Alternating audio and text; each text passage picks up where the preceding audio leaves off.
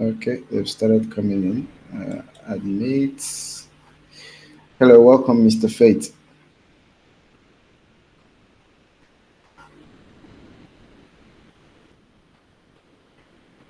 Okay, we have Line Gold right here. Hello, Gold, welcome. David Okombo, welcome. Uh, who else do we have?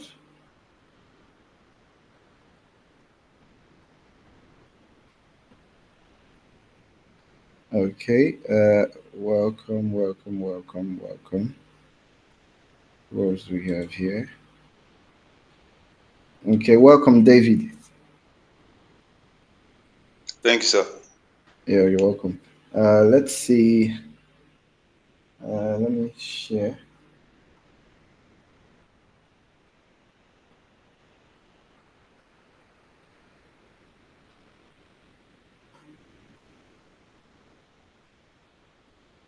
Okay. Okay, so I think in the next 5 minutes, we are going to start. Let me see if we can have other people join in before we officially start. Okay.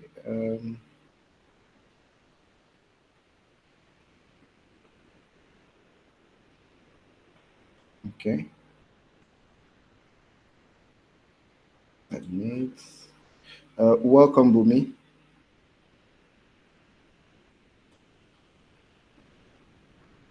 I thought I just admitted Bumi. I can't see her. Okay, welcome, Bumi. Good evening, everyone. Evening, Good welcome. evening, sir. Evening.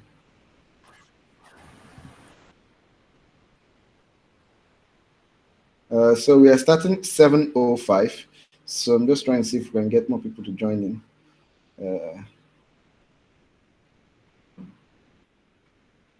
Okay, Abimbola is here. Welcome, Abimbola.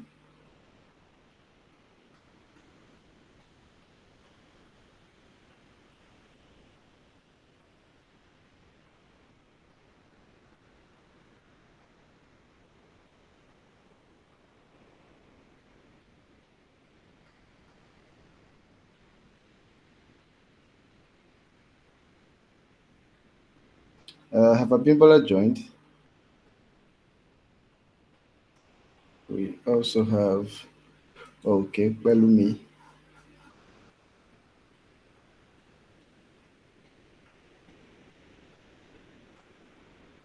Welcome, Pelumi.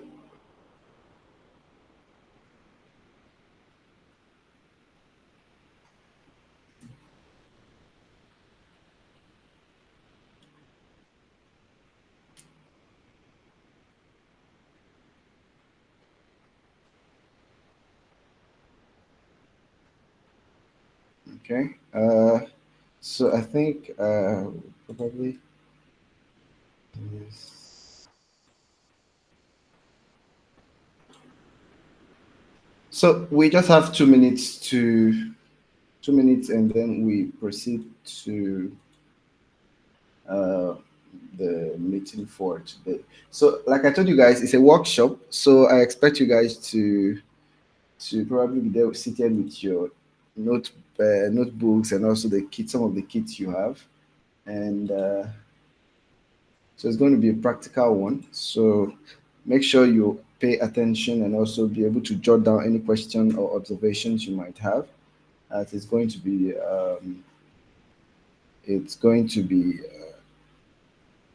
interactive as well. So we have Tolupe. Okay, I think we are good to go.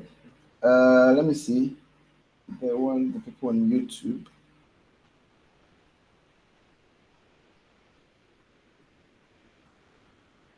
Hello, welcome Vixen Designs. Welcome Belumi. Welcome Ngozi. Shinayomi John. Shinayomi John. Shinayomi John, what are you doing? Okay, good evening. Okay, good evening, Miriam. Good evening, Orlando Sue. Good evening, Jenny Soft. Welcome. Uh, hope this class is on record. I hope so. I hope it's recorded. Uh, because I don't know my screen. So I'm actually going to click on record. Hopefully it records, right? So, but it's actually important if you can join in. So, guys, we are actually starting. So we are starting now. So welcome back. Like I told you guys, we are going to be taking a look at heuristic audit and evaluation today. So it's a workshop. It's going to be very practical, and taking that will be Mr. Eugene. So Mr. Eugene is a visionary designer and strategist with a passion for decoding human emotions through design. He blends UX strategy and design thinking, and also a renowned UX audit, optimizing user satisfaction. His strategic design aligns with business goals, and he's a creative problem solver who crafts visually stunning solutions, fostering teamwork and innovation. Leading effort at Design with EU and also the newly launched e-learning platform Synthera. Eugene also empowers creative to upskill and excel in their careers. So I really hope you pay very good attention as he takes you on this journey so that you can actually ask questions, okay, and actually learn one or two things by the end of today's workshop. So without wasting much of your time, I hand over the presentation now to Mr. Eugene. Welcome, Mr. Eugene.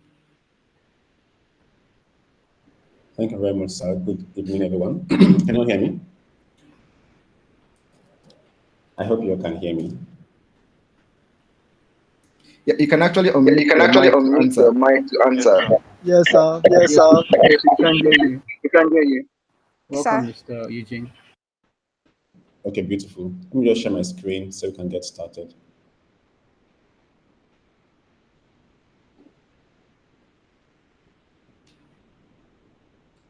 Okay, so what we basically are going to be doing, like he said, is going to be kind of like practical, right? So I'll walk you through UX audit and heuristics, and then how to go about it, right?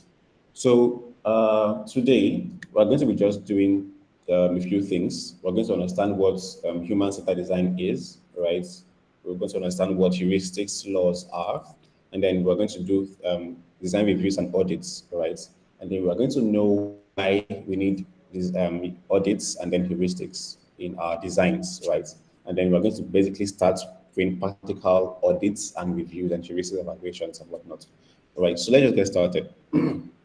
So, in a nutshell, right, the reason why we have designs is so we can solve people's problems, right? We have doors to basically act like a form of security, keep things and people out that are unwanted, right? So the doors are designed for people, right? So if you are to use a door now, it shouldn't be anti-human, right? It should be designed in a way that is more human-friendly than not, right? So HCD is like putting the users first and crafting experiences that are basically tailored to meet their needs, right? So I will not design a door that has sharp edge so that we are using doors that is designed, right? So for us to be able to design, right, to audit and know what is wrong, what should be improved upon, we need to know what the ideal is, right? What users need, then what things they will basically not need in a design, hence the audit, right? So what do we need to know about audits or about heuristics or about human-centered design, right? So these things, first of all, we need to first take a step back and dwell on what we call empathy, right? It's an English word that basically tries to give a little bit of context into understanding people's feelings and thoughts, right? Why does anybody act the way they do? How do they interact with any given element, right? So as designers, as engineers, as those that are building solutions for human beings, right? We need to first of all empathize with these said human beings, right? Know their feelings, know their needs. So if we are going to the field of UX audit and heuristics evaluations, right, we need to know from the get-go what is the ideal for our target audience, our target users, right? So we know their pain points and the things that basically affects their interactions with products, right? We can know how best to audit and provide solutions to those things, right? The next thing we need to keep in mind is accessibility. It's another plain word, which basically, to an extent, tries to accommodate the disabilities of everybody, right? To a large extent, we all have a disability or the other, right? Either you are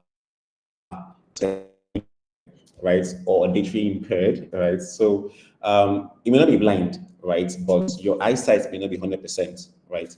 And due to advances in age, the more we age, the less we see clearly. You agree with me that if you are maybe above 25, you work with computer often, right? Eyesight may not be as good as it were when you were like 10 years old or less, right? So these are things that designers tend to want to cater for once they are designing products, right? So it refers to an inclusive practice, right? So you may not be blind, like I said, or deaf, or having an apparent visual or actual disability, right? But if we design in a way that caters for those that have disabilities, it will serve everybody. You notice, for example, most of us, like me, for example, I like watching anime with subtitles, right?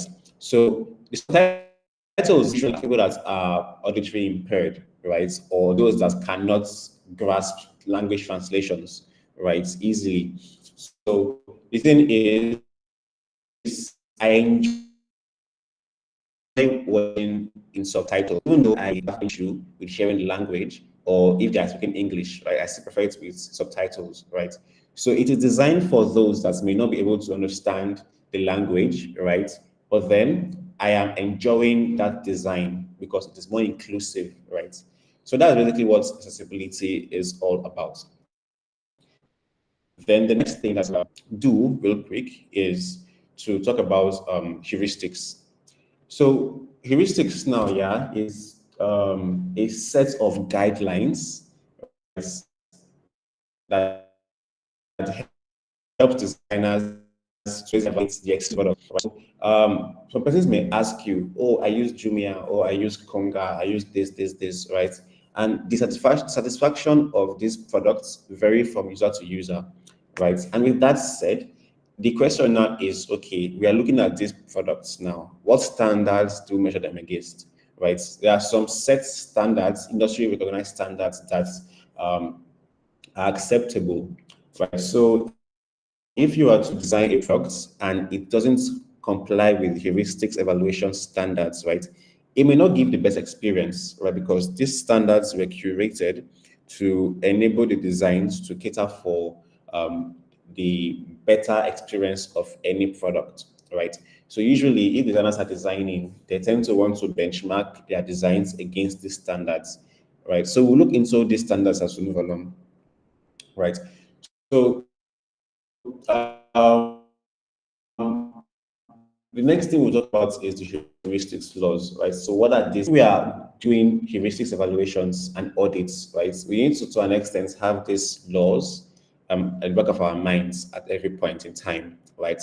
There are a lot. There's no different articles, different books, basically outline the different number of these heuristics evaluation laws, right? So some will say it's 12, some will say it's 8, some will say it's 15, right? But the key ones I have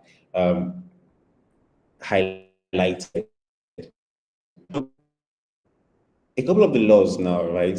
One is visibility of system status, right? So I'll try to also paint scenarios, right, where these laws apply, right? Um,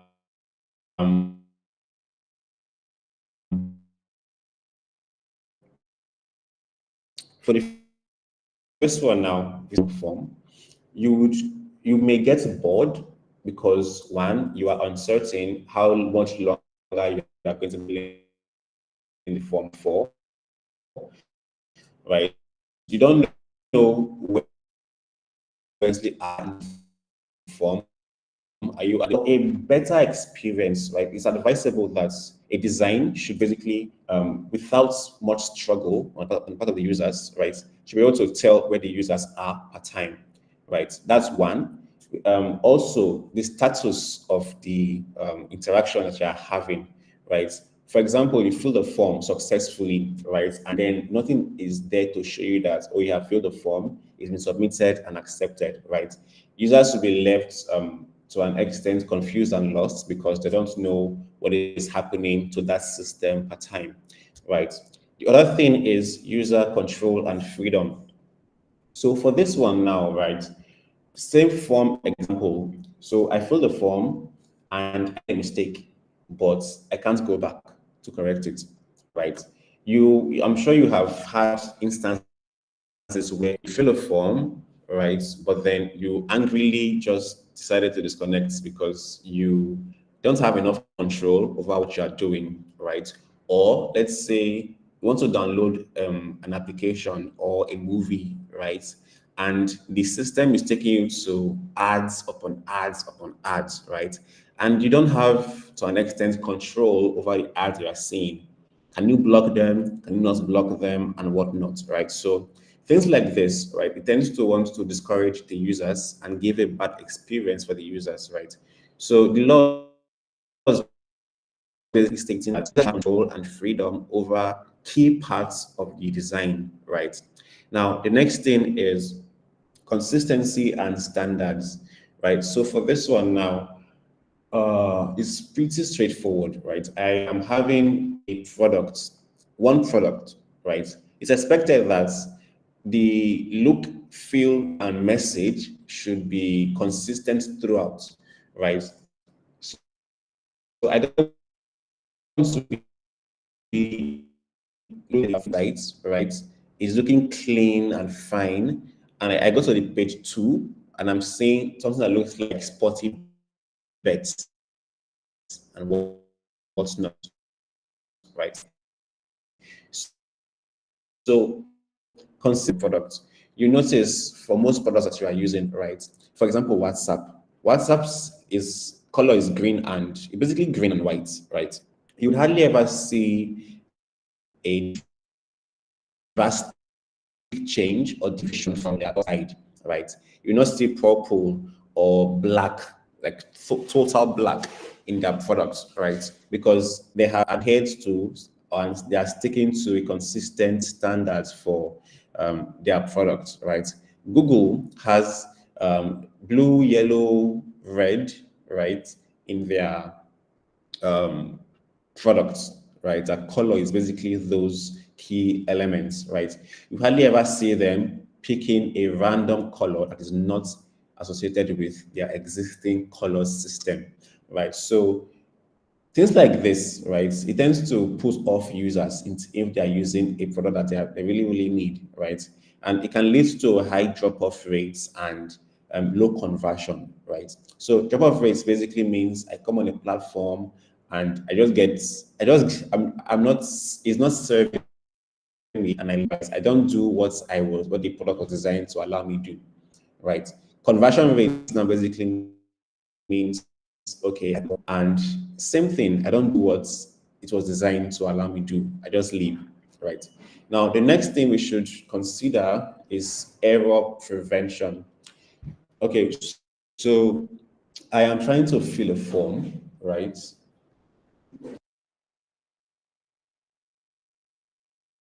So excuse me. Okay, sorry about that. So I was trying to fill a form, right? And you notice, for example, if you are trying to open a new account in a new product, right? You'd be told to let's say choose a username, right? And choose a password. For the password part, you'd see once you are typing your password, you see things like, okay, must have characters that have this. So those are like guides to allow you to impute the proper, should I say, proper code or the proper, how do I explain this? Basically, the set standards for imputing what's it called now, password. That's one. So you know at the back of your mind that, okay, if I want to log in next time, by virtue of the systems guide, I was supposed to add a special character. I'm supposed to add one alphabet, one figure, as the case may be. So that's one. Another thing could also be, okay, I'm trying to use a new, or I'm trying to use a bank application now, right? I'm trying to pay someone money via bank transfer. The idea now is the system now says, okay, there is a two-step process that you need to go through to be able to send cash out or to pay users, right? So, for example, I've imputed all the details, right? So the system says, okay, put in your PIN, right? I put in my PIN. The system now still says, okay, put in your ATM, your last 4 digits of your ATM card, right? So all this is so you'll be able to not mistakenly send cash to who you are not meant to send cash to.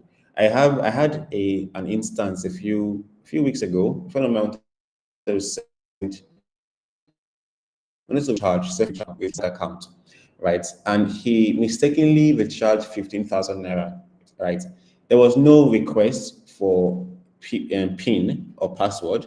There was no request for last 4 digits of your ATM card, as the case may be, right? So he basically just imputed the code and the amount he wanted, and he mistakenly added an extra zero, and it went. That was a bad experience in that instance now because the error was not prevented, and he had to go and call people that would be willing to buy his airtime to get his cash back. You get, so a system that is designed to anticipate the errors and then try to mitigate the errors, right, would have a really good experience. So that's one of the laws of heuristics, right? Now, flexibility and efficiency. So for this, right, what I would say for this particular one now is for products that are designed, users may not be technically inclined, right? They may not have the tech savviness to be able to use some of these sophisticated designs and products, right?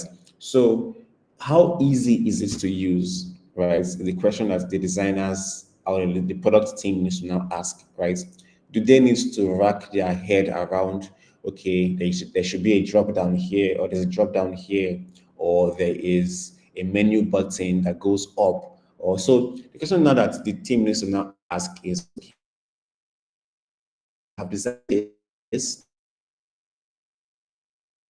the demography of users are entitled to see. So on both extremes now, will the users be able to easily make use of this? Navigation wise, will they be able to know where to go, how to get there, and how to live there should they want to live there, right? So how flexible, how efficient, and how easy is it to use, right? So if you are auditing a product, a landing page, or you're auditing a website or a web app or even a mobile application, right? You now need to now take a step back to evaluate how easy is it to use, right? Am I having a hard time? If I am, will users have a harder time, right? Stuff like that. Then the sixth one is aesthetics and minimalist time. So let's say 20 years ago or 15 years ago, right? The kinds of websites and products and softwares we were exposed to may not be as should I say pleasing, right? But now we have different innovations in design which enable us to have more sophisticated looking, cleaner designs, right? Now, the users of 20 years ago may have no design for the products and softwares of before, right? Because it's what they were used to. Now, fast forward 20 years after, right? We are more exposed to better looking designs, websites, and interactions, right? So chances are that if you give a product that is not really pleasing, right, to a user of this time, they may not find it appealing, right? They may have a bad experience with it because one, it's not pleasing, so it may not be easy to navigate. Three, they may have difficulty relating to the product that you're using because it's to an extent archaic, right? That's one.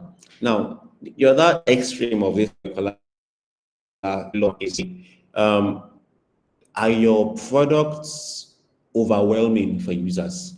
All right.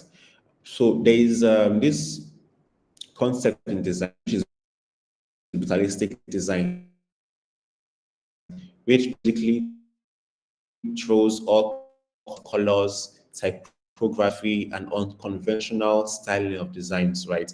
Now, some users, right, may not be able to easily interact with things like that because one, it can be overwhelming. Two, it can pose a cognitive issue in terms of, let's say, color, sizing, and things like that, right? So the question now that you need to now ask as a heuristic evaluator or as a UX auditor now is this minimal design, right?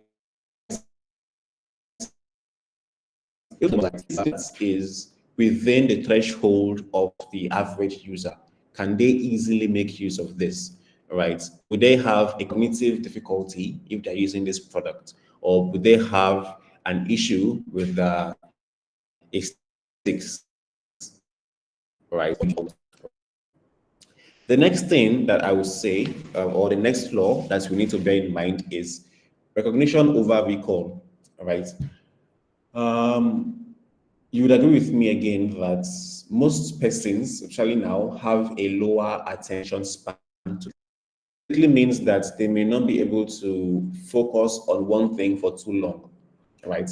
And with that in mind, right, it's best to have a design that basically does not throw new things in the face of the users every time, right? So, for example, we know that the home icon basically means the home page, right? So if you click on the home icon from application, the home page, right?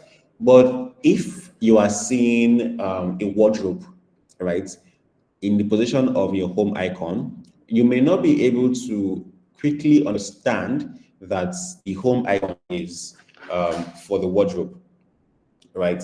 So the thing is, recognition over recall is what really matters for different kind of systems. Another thing again that I should probably just add is, say you are trying to build a system for the elderly, right? And the system basically already gives Gen Z vibes, right? It has different kind of lingo that are associated with the younger generation, those of 2000 to 2020, right? So they know this lingo and they relate with it easily. Now, your demography of users are of, let's say, 25 to about 60, again, that bracket. Now, the lingo, the look and feel, the iconography and everything relates to the generation before the demography of users. They may not be able to recall or recognize the elements in your design. And that will pose like a bad experience for the user. They are finding it difficult to um,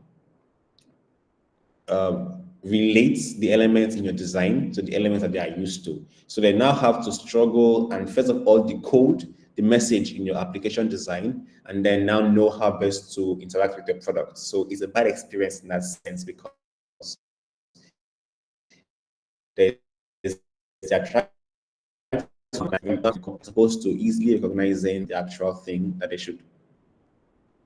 Right. So the next thing is, which is tying into the previous one, is the fact that to an extent, right, any good product matches the system's interface, the system's elements with those of the real world, right? So, for example, again, I pointed out the home icon, right? The home icon is relating to the home, right, which is like the first point of contact, right? So we know that, okay, the home is home, right? So if you are going to the beginning, just go on the home button or the home icon, right?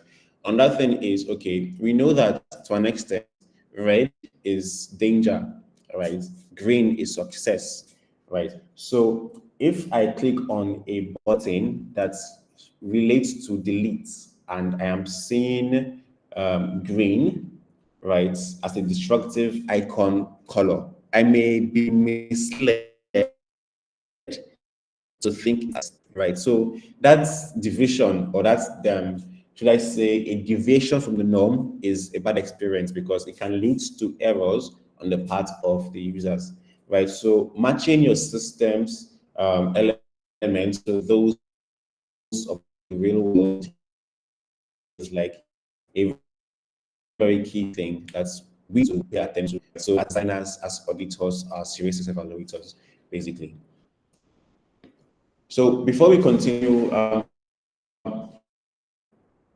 any question? I've been talking for almost 30 minutes, so let's just interact a bit. Any question? Do you have anywhere that's unclear? And I think someone just joined in as well. So 5 minutes or less, let's just talk. You can unmute yourself, please.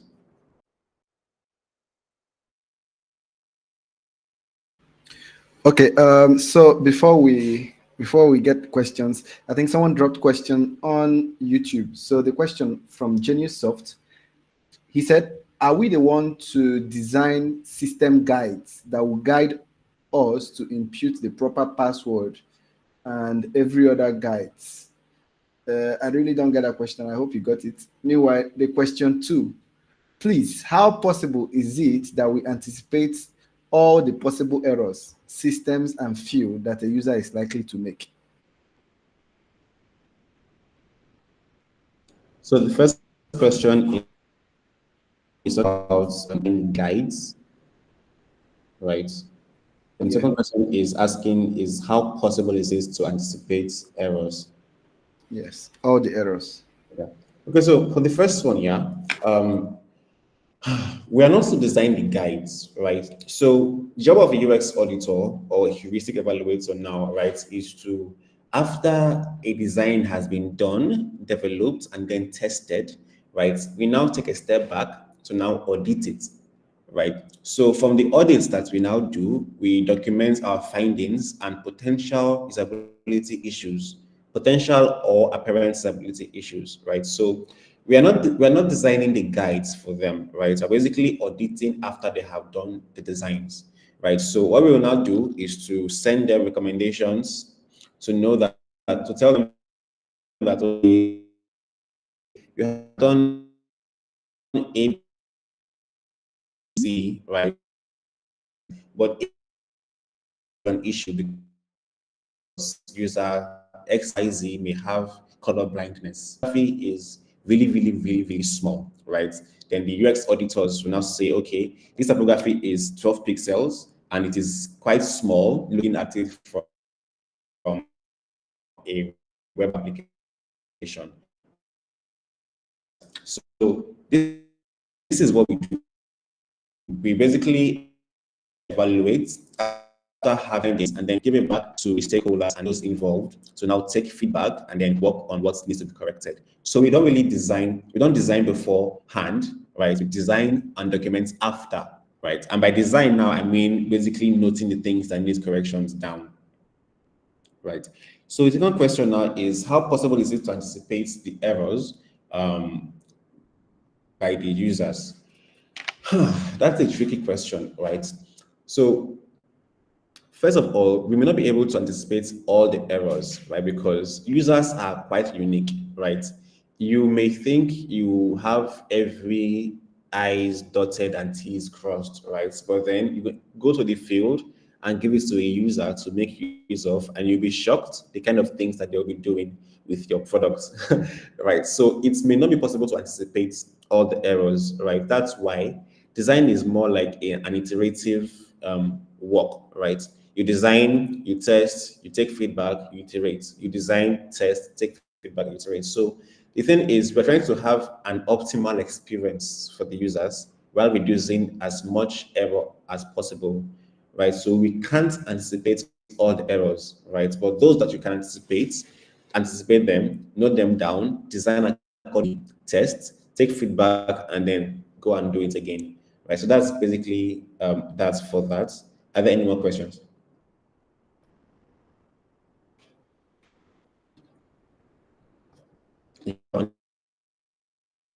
Talking. Yeah, if you have any question, you can unmute your mic and ask your question.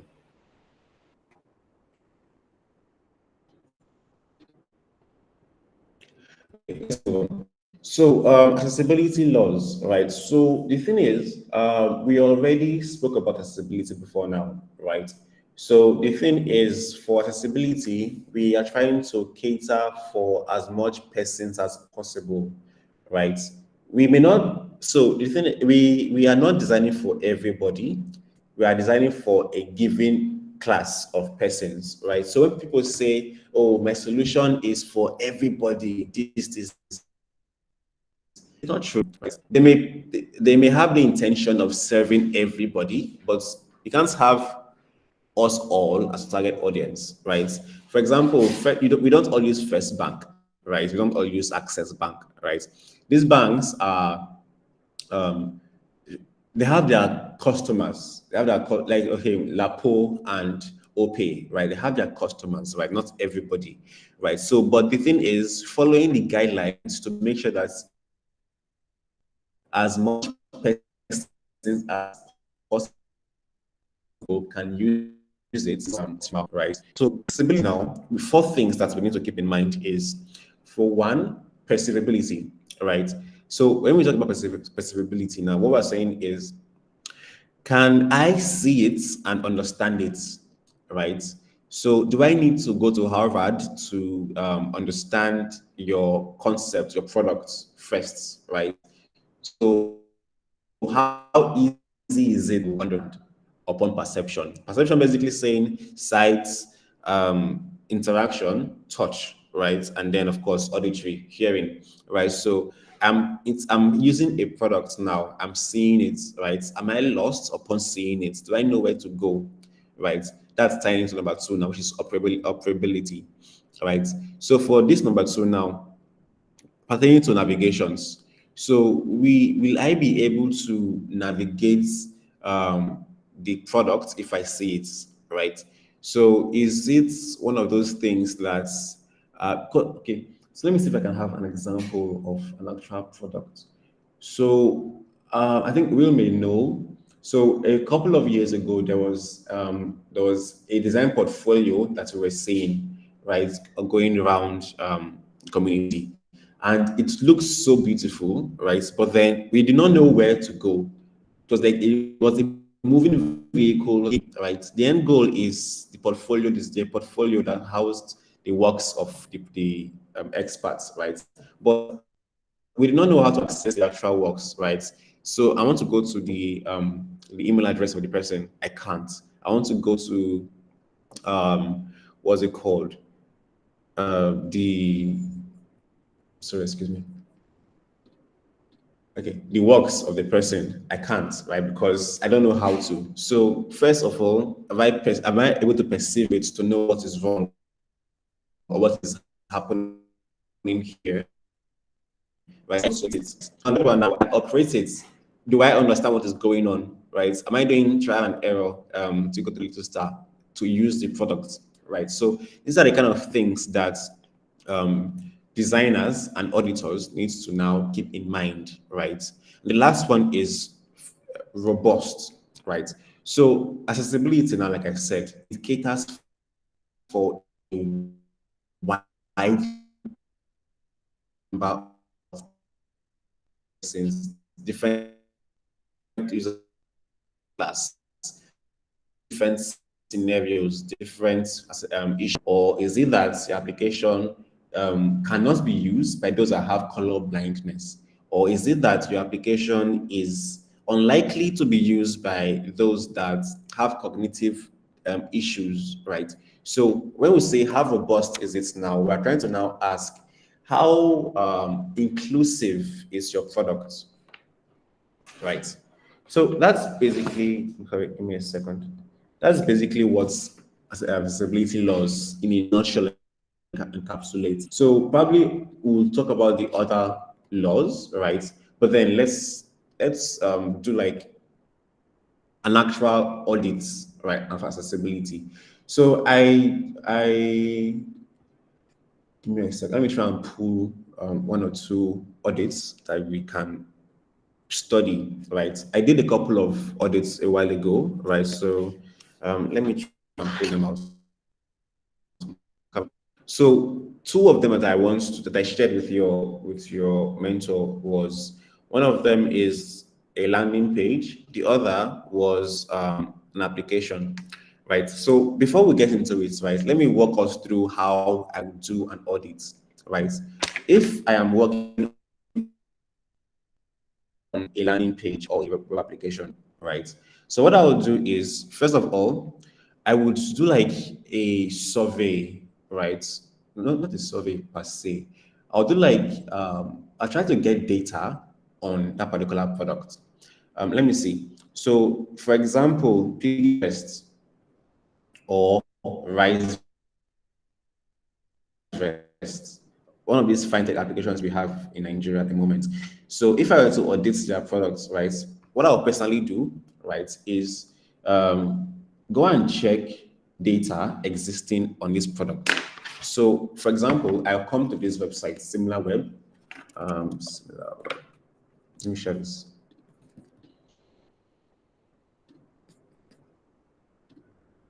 Okay. So let's see. This is money points. Right. Okay. Let's see Piggy Vest.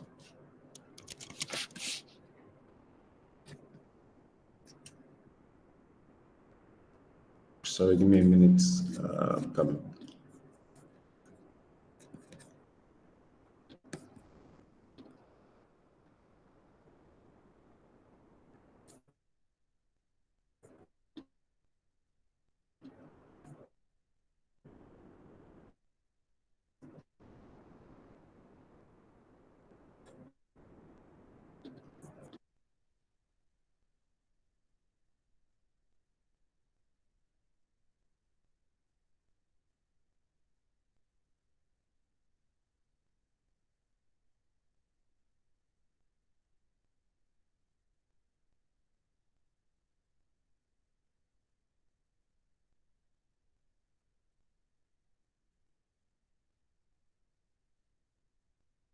Before it finishes loading. So want to look at Piggy Vest.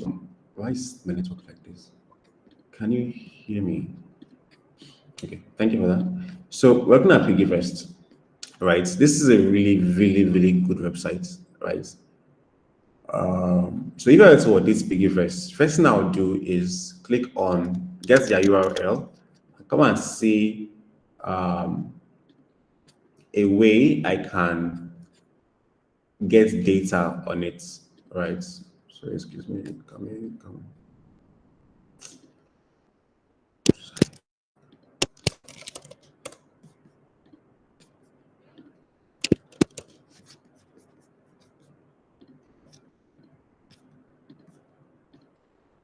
Give me a minute, please.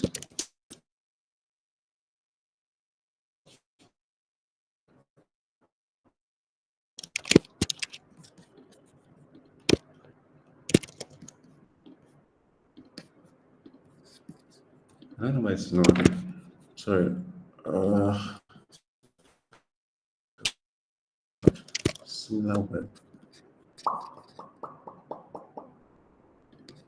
So what this helps me do, what Similar Web, or there are some websites like this, Similar Web Analytics and the likes, right? What they help me do is, to an extent, give me data on the number of persons that use it, right? Age bracket, of course, drop-off rates. So drop-off rates, like I said before, right, would to an extent, let's look at money points, right? This is money points own. So drop-off rates, right, is people that visit the website and then don't do anything. They just drop off, just leave the website without being converted, right? So this is money points, right? So let's look at here. We have total visits of 2.4 million, which is a lot, right? We have bounce rates of 12.7, right? Visits, pages per visit is 14 pages. Well, that's a lot, right? Average time they spend is 7 seconds, right? So that's some class of data we can look at, right? Another thing is, okay, let's look at discuss in 3 months, right, is going up on a steadily. So it could be that okay, they are running ads or they're having a new product or something basically making the site visit to go right. So global ranking, it's 88%, right, in Nigeria, right, which is a good number, quite all right. Right. So now demography of our users, we have 18 to 65 plus. All right. So this is our class of users. We have more males using money points than females. Okay. Right. So similar websites like this are also here, I think. They're not. Okay. They're not here. No, no, no, no. We don't have similar ones here. Okay, so but from this, what we can say, what's relevant to our audits, right, is okay, bounce rates, which is 12%, right? We'd also look at demography of users, right? The age bracket of our users is 18 to 65 plus, right? So with this in mind, we know that okay, we're looking at young adults to the aged, right? Elderly people, right? Even if they are quite few, right? But we have majority of our users is within the band of 25 to 45, right? So we know that okay, they can be tech savvy, right? They can know what's it called? They basically can know their way around technology, websites, applications, as the case may be, right? So now let's look at their money points.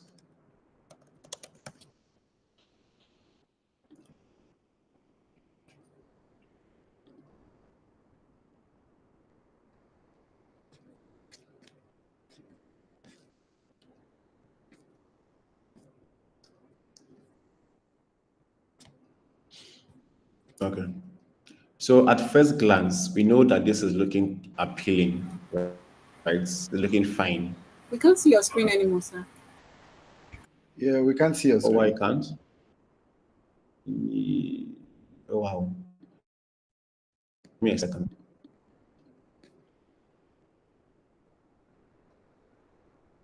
How about now? Yes. Done. Okay.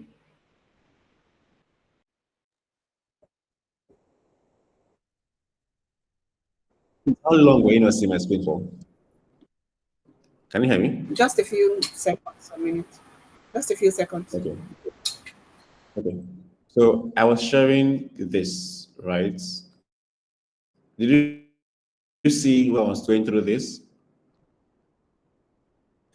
No. Yes, yes, yes. We stopped here. It was when you started with the other money points. And so Okay. So I was saying this looks really appealing, right? At first glance, it's a fine website. And looking at it, simple solutions to power your business, right? Collect payments, access loans, and manage operations. So at first glance, we know that, okay, I know what is going on here, right? It's looking fine, appealing. It makes me want to still go down to see what is all about, right? Okay, business accounts, point of service, cards, loans, right? No wahala, it's going on, it's going down, right? So, oh, this is nice. Okay. So looking at this, right, people may not want to leave for reasons of, let's say, aesthetics because it's looking really good, right? People may not also want to leave because of reason of understand what's going on. It's pretty clear, right? People may not also want to leave because of, let's say, reason of should I say what else again? They're saying they're lost or something because they know what's going on, right? If this is what they're looking at, they can just open and basically get converted, right? So which justifies the fact that we have 12% drop-off rates, right? Which can be, which maybe actually, because this is really, really good, right? Now let's look at another website. Let's say, give me a second.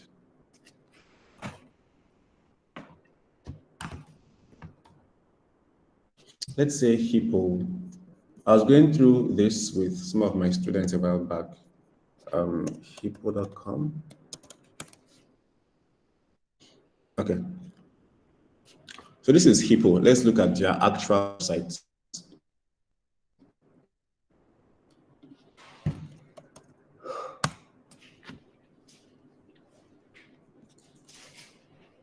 Okay, so I want us to first of all see this, what data exists on Hippo, right? So we have 177K, right? We have bounce rates of 50%, right? Okay, this is good. They're going up in traction, I suppose. Okay, this is quite shaky. User demography is what? 18 to 65. There are more 25 to 34 age persons, right, using Hippo. Okay, so let's look at Hippo itself. So I want one or two persons to just, at a glance, tell me what they think about Hippo or what they see or know. Or should I say no? What do you understand by the service that Hippo renders? Who is going? Let me just pick one or two persons. Is Bumi available? Can you speak? Bumi and David. Can you speak? I'm trying to take a look at the website now. Okay, great.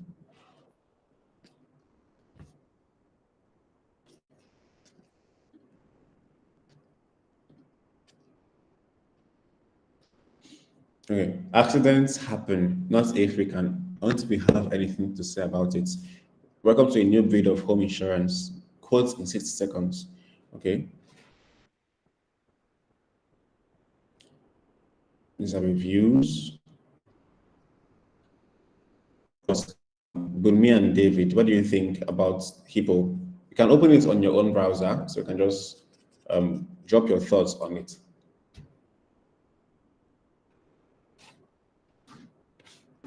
At first glance, I honestly can't understand what the website is about until I saw the home insurance. And it's not appealing aesthetically. It's just bland, basically. To me, I don't know. It's not so That's much. valid. Any more comments? I think for now, that's all I see. Till I scroll down. So me saying it's we did not know what Hippo was about, right, at first glance. Hippo was not clear. Then it was not looking appealing as well. Okay, one last thing, Bumi. What service do you think they are offering? Insurance. Insurance. So that was pretty clear. Good. Yes.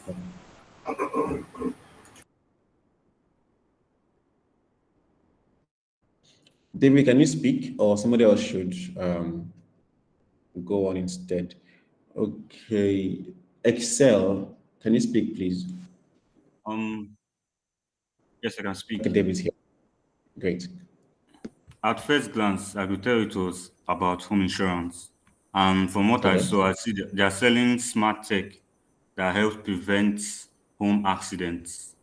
So I can see from their website where they say no leaks, no breaks, no fire, no leaks. It's just saying that they make products that prevent any damage to your home. So they sell products like this? Yes.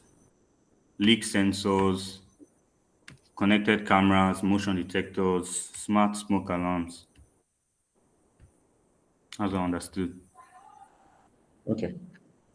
Okay, cool. That's pretty cool. Is it that they are selling home insurance or they are selling home insurance products? They are selling home Anybody can insurance answer. products. Not home insurance itself. Yes, I think that's where I was confused at first because when they said home insurance, I thought they were talking about if your house had any damage, they will produce Yeah. like the payment and money for you to pay for the damages. But looking further, I saw that they are what's called they are producing products that prevent the damage in the first place. So that's part that confused me a lot with the word with the term Okay. insurance. Okay. But me, what do you think based on what he's saying now? I wouldn't have had so much time to check out what he's saying until he's saying, that's when I was just checking. It wasn't Do clear you when I agree? came to this. I would have left. Yeah, but do you agree what It he's was saying now? that they're selling home smart insurance, smart Yeah. tech. Yes, Yeah. now I'm saying smart tech there. Okay. Smart tech innovation to the house. Yes, I'm Okay. saying that now. Let's see somebody else. Who else is on the call? Faith, can you please speak, sir? Okay, just looking at the website, Yes. it's really not clear what they are doing at first glance. It's confusing because I don't know if it's what do you call it, just insurance they're selling, or they're selling an insurance to cover whatever product you buy. So it's a Mhm. bit confusing just at first glance because I don't have much time to waste on this website. I just want to come and know what they're doing and get on it quickly. Uh, so that's just it. I don't. There's no quick information just at a glance. All it was unclear. At least two persons are saying, all of us are saying it's unclear, right? So even till now, we don't know if they are actually selling home insurance or they are selling home insurance products, right? So it's really unclear. The next thing is you are saying that you don't have all the know what they are really, really, really selling, right? And the next thing is, okay, that's pretty much it. But me, this is not for that appealing, right? So what I'm hearing now, right, on all fronts is the appeal, one, the lack of clarity, two, lack of time, and the willingness to invest that time that you may have, right? So as opposed to money points, okay, let's use okay, let's see what let me pick an app or a product that we may not know. Um, let's see.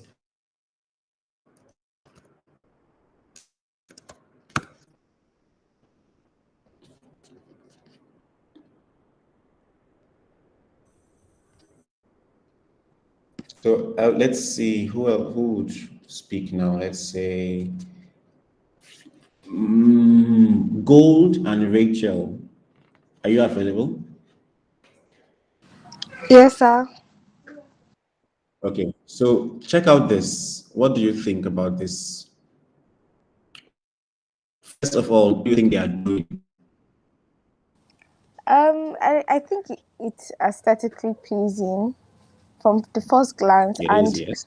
the hero section just shows what to expect. That it's a payment platform for international payments specifically. I like the fact that in the first two words you're able to not just know that they are doing payments, any type of payment, but international payments. So I can understand it and want to go further on the website. Yeah. Okay. Clear, it's pleasing, right? And you want to go further based on what you're seeing, right? Okay. Let's see the data on this guy.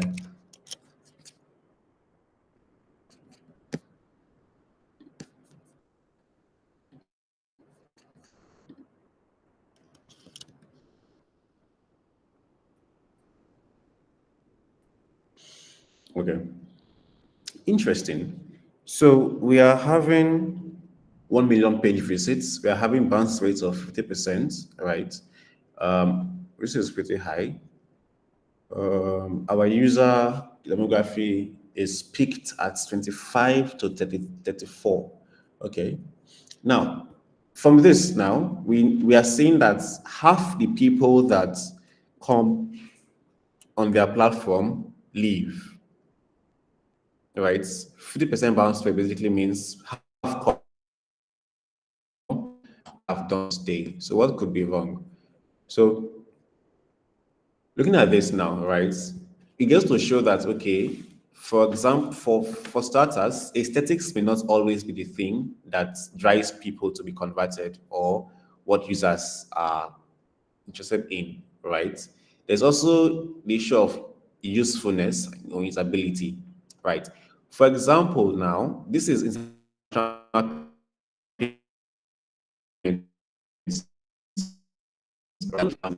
right?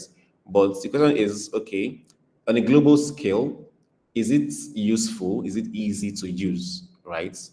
Remember when I was talking about, let's see, what was it?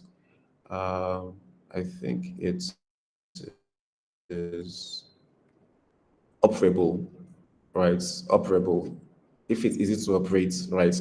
So probably if, okay, I don't know, we can't do anything here because it's not a web platform, right? It looks really fine, quite all right, right? But the conversion here could be download. So people may not download the websites.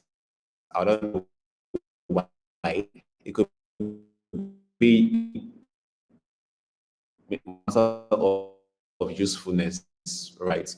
At a glance, tell us it's and it looks really appealing, right? Let's look at somebody else. Let's say,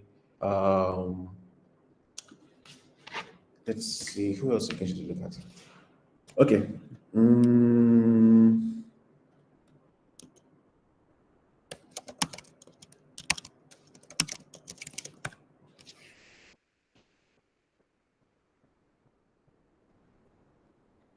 We all know vice versa, yes? Let's see their data.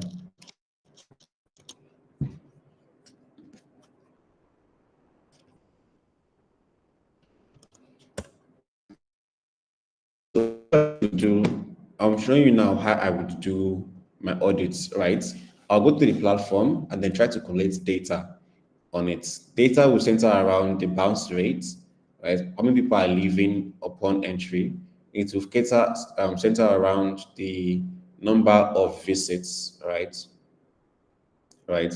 It's also centered around demography of users, the age brackets of major users of the platform, right? So this website allows me to do that, right? So, okay. First of all, Vice also have 50 plus is leaving upon entry, right? They have 47,000 page visits, right? This is going down, which is not cool. Okay, what else exactly? Right, but itself. Where are we? Okay. Anybody can answer. At a glance, is it clear what they are doing?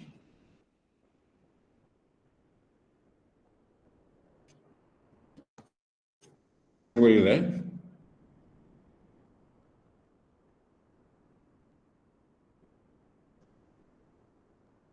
Hello?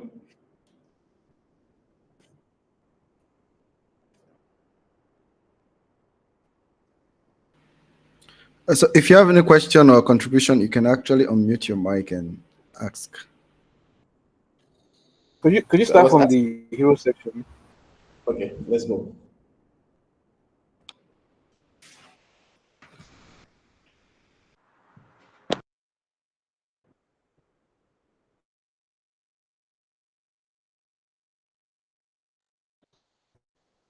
Well, I would say it's just an No, investment platform. it's first.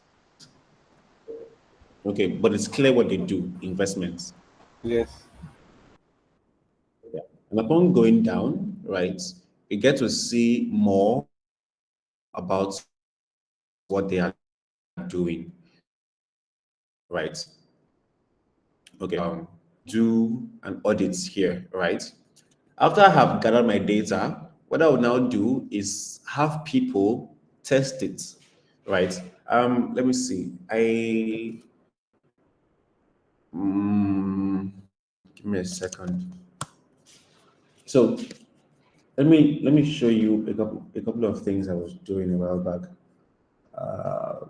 For this, right? I did a case study on an application, right? And the approach I took was, okay, I would use the product, right, for 2 weeks, right? And I would outline the issues as a user, right? So the idea is I want to remove my eye of design and just use the product, right? And actually use the product, right? I use this. It was for It was for budgeting, money management, right? So I was really using the product. Now, so I was an actual user in this particular scenario now, right? So what I was doing here was trying to collate data for user perspective, right? So I was consuming, uh, basically using the products, right? I was outlining the things as I was going through my day to day with the application, right? So after 2 weeks elapsed, what did I do? I wrote my findings down. Then I decided to go and interview people, right? And I had two class of users, right? So for this, I had class A, which is new users like myself, right? New users, and then class B, onboarded users, right? Those no users and old users, right? So the idea behind this segregation now is for new users, I want to know their experience with the application, right? This is your first time. What was your experience like? Do you have any issues? This, that. You tell me. I had an interview with like let's say 3, 4 users that are new, right? And then after having interviewed this person, I had another class of users, which are those that have been using the consumer, right? So the idea is so I can get what's it called now? Back on the old users. So is it do you have issues with the products? Because it's like 6 months time you have is going on, what can be better improved? What thoughts do you have? Right. So after I did that, then I went over to know what people are saying about the products online, right? Reviews. So I'm skeptical about these reviews because one, reviews can be adulterated, they can be tampered with, right? They can be bought, right? So that was my basis of reviews, right? So the interview I did was like the core part of the entire research, right?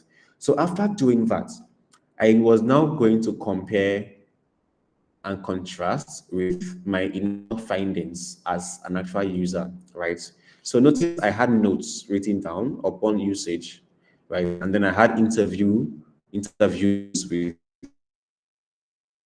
actual users again. And after that, I did like a thorough heuristics of the product, right? To know the things that were wrong. So let me just walk us through what we have. Let me just send this.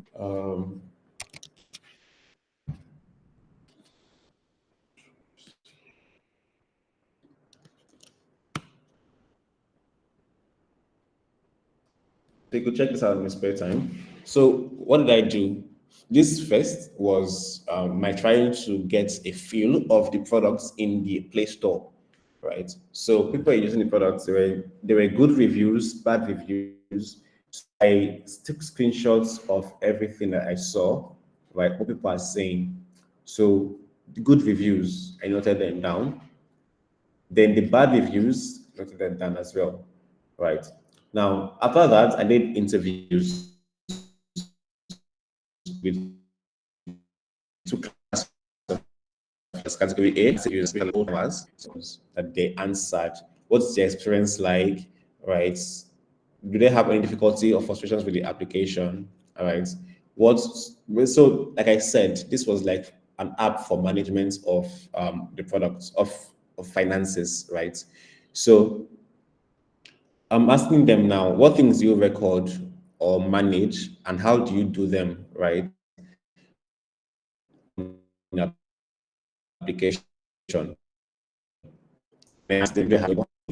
Right. Now that's for category A users. Then category B users are new users now. Right. So I was asking them, okay, how was the onboarding process like? Was it easy? Was it operable? Was it perceivable? Those kind of things. Basically know if they had an easy time onboarding into the application, right? Was this so they were like, this is nice and short.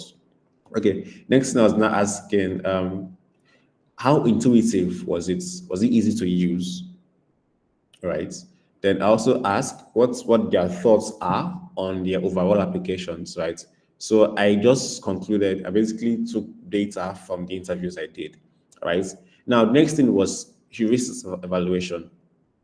Now, so for this now, so what did I do? Heuristics.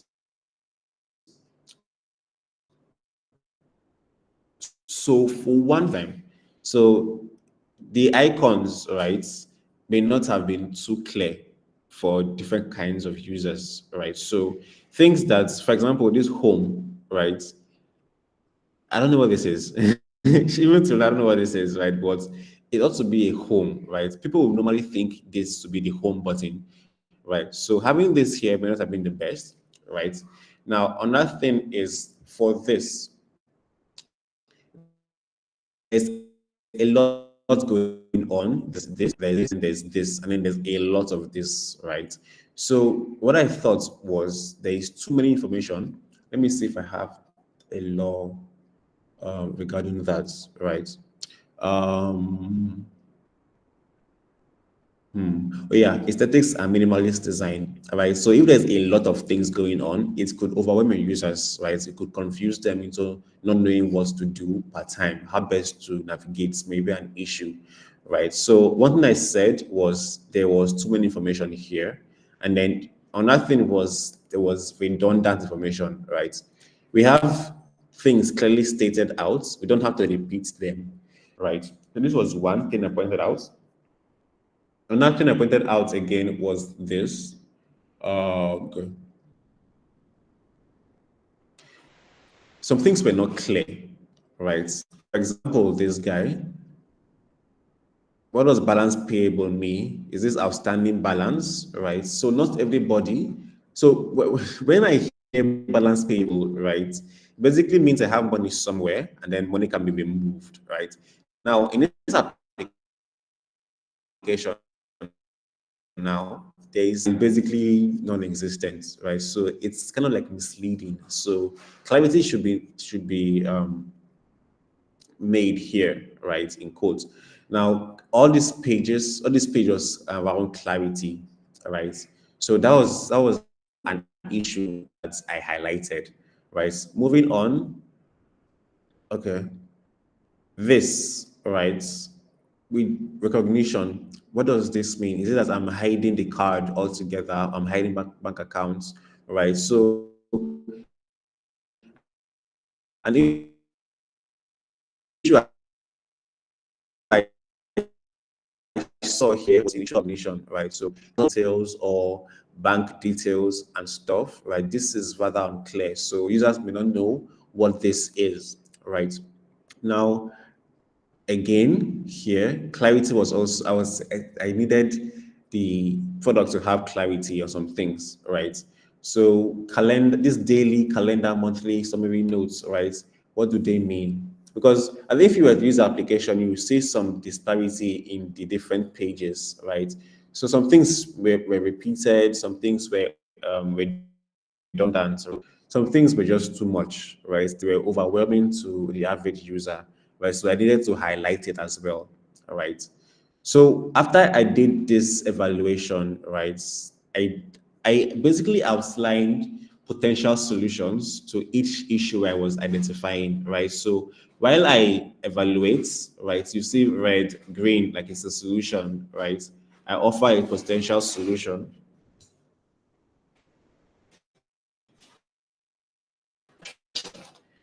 As well, sorry. Give me a second. Okay, so this is the redesign I did a couple of months ago. So I needed something for this because you don't even register, you just start from here. You just start from here, bam, right? So there was no proper onboarding for the users, right? So what I was trying to do here, extend, have like a form of flexibility and efficiency of use, right? So I'm educated first on what your product is and how to use it, right? With that in mind, it's more efficient to go and use it, right? So that was what I was trying to achieve using this, right? Onboarding user education process, right? Then after that, this was I basically decluttered the entire interface, right? So for first time use, there should be one education, right? See here, I was like click here. This was like a click here button, right? So add more, right? And then after this, reduction of information overload, right? So spacing, making sure that things were basically properly spaced and organized, right? As opposed to what we have, right, initially, right? Then that's basically it. So what I did afterwards was I didn't document it, but was to now test with people that I had interviewed to get their thoughts and feedback on so the design, right? If I pair to the current design, right, is this going to fly if implemented, right? So this is one thing I worked on, and I'll just give us like 2 minutes to go through it. The article is on the chat box already, so I want to get water, and after I'm back, just ask me questions. Give me a second, please.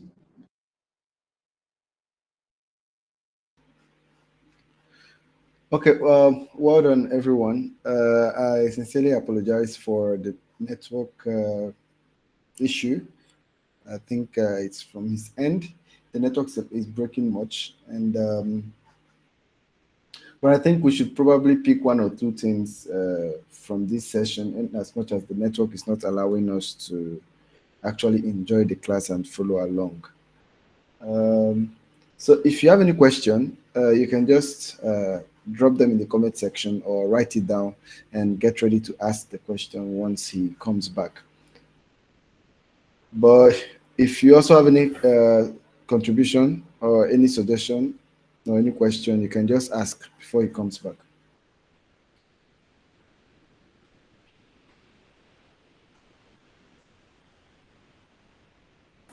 I actually have a question, but I couldn't hear so well.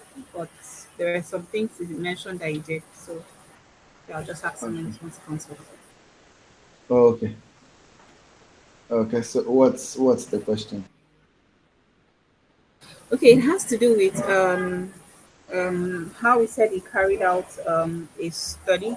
So is it that before we start an heuristic study, or we have to do a usability and feasibility study ourselves, or user research ourselves rather, because he said he used himself as a user before now carrying out another research on other people. So he used himself as a first-hand user. They now did another research on others. Yes. So is it after we do something like that for an existing product that we can now do an heuristic study? Sorry, come again with that main question. I said while he started for the best part that I heard, he said he put himself as a user first to test the product for a while. Then noted down is Observation. everything is, yes, is observation rather. So after that, he now started an interview with other users too. Then compared the analysis of what he got back, analyzed everything he got back, then did an heuristic study on Okay. all that information. So my question now is that, is it every time we want to do an heuristic study, we have to have a user research first before an heuristic study can be carried out? I know an heuristic study, as he explained earlier, is done on existing products. So we are basically just improving, trying to see what the problem is and improving it or providing ways on how to improve it. So is to do a user research first every time to be able to provide insights on what our study or heuristic study outcome is. Okay, Hi. so Mr. Eugene, I'm sure you got that question, so I'll leave the floor over for you. Thank you. So, Bumi, hi. So let me see if I understand what you're saying correctly, right? So you're asking if me to always do like a user test and research before I carry out a Yes. heuristic, Yes. right? Okay, Is so it every the time thing we is, want to do? Sorry, please go ahead. yes, so what I would advise, yes, is yes, right? Because you, first of all, like I said initially, the very first slide, I'm like, we are trying to empathize with our users, right? We want to know their pain points, what issues they are having, if they're having any, and then we can know how best to solve the issues, right? So if we don't, we are not the users. Now, as designers, we are not the primary users, right? So our users are our users, right? So we first need to now test with them to know, okay, what issues are you having, right? So I don't know, William. So probably design thinking would be taught or has been taught, right? It's iterative, right? At the end, we'll Yeah. have a test part, right? Tests can come before anything is basically done. As long as Okay. our advice is not what the issue is. And then after that, you can now do a heuristic. So we don't have like a biased opinion on what you think is the issue, and it's not. Does Okay, that make sir. sense? Okay. The hand is up. Hi, Faith. Yeah. So, Mr. Eugene, I have a question. So Okay. why you use you use similar way to do a check on the website conversion rate? I have a question like Mhm. how I feel like um I don't know how best to put it. When people come on a site just to have a feel of what the site looks like, and Mhm. they are not maybe making immediate decisions as to whether to use it or not, probably to use Mm. it later on. Would that figure not also be a wrong figure? Like, would it not affect the whole view of the website? I don't know if you understand what I mean. Maybe I just come on the website and I just, okay, let me just look at this website. Okay, I'll come back to it later on. And that figure is recorded. I didn't do anything on the website. Okay, so I get what you're saying, right? You're trying to say if some persons just come and test and leave. The thing is, it will quite all right. If we have 100 users and then 90 are tests, right? Those tests, those 90 test users will still be recorded as drop-offs, right? Now, is a system. It doesn't know the heart of the user. It just knows the figure, right? Now, but the thing is, every design, right, ideally is designed to captivate and convert users, right? So even if you are testing and you are not converted, right, it still, to an extent, did not accomplish the goal it was designed to, right? So even if you are testing or a test user, what happened happened. I don't know if that makes sense. It does. It does. Yeah. So the thing is, it's the analytics just collates the data as it is. There's no bias. The numbers are what language is. Hi, Nii.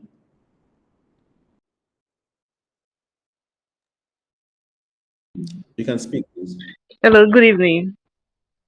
Okay, just a follow-up question on Mr. Faith's question. I want to ask, like, at what phase does this website, this similarweb.com, at what phase does it record a drop off?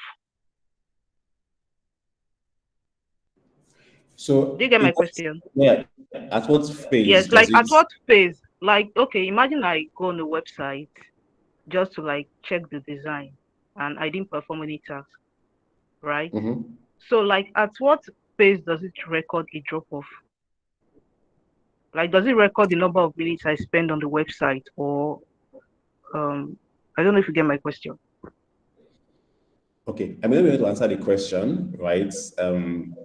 So at what phase? I may not know at what phase it records, right? But what I do know is it does like a form of averaging, right? So it's per day, right? It gets to record the amount of time spent on on the websites by those persons on an average, right? So using that data, it basically now gives the percentage, right? So 100 persons come, right? They spend 10 minutes totally, right? And after that, the drop-off rate was recorded. So I think it's called it.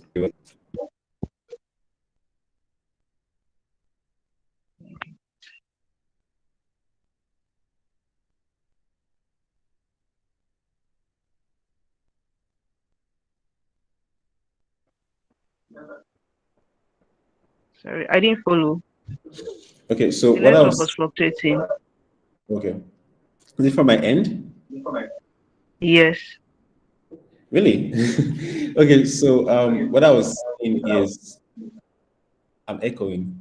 So what I'm saying is I may not be able to say at what phase exactly that the system records, right? But what it does is it averages the amount of users, it calculates the drop-off percentage. So the exact time, I may not be able to tell you what it is. I can't say where it's after every week or after every month, right? Because I know that on a daily basis, users that come on the website is average and calculated.